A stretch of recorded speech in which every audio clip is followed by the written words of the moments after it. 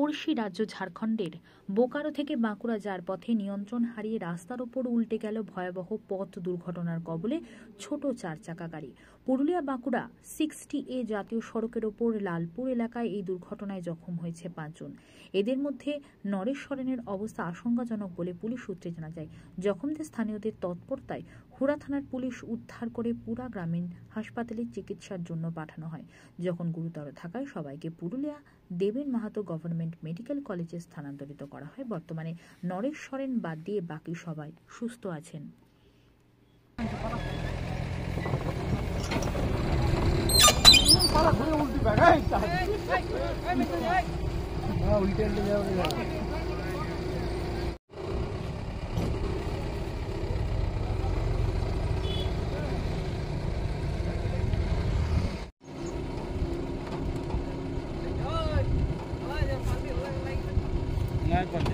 ना पलटी होगा।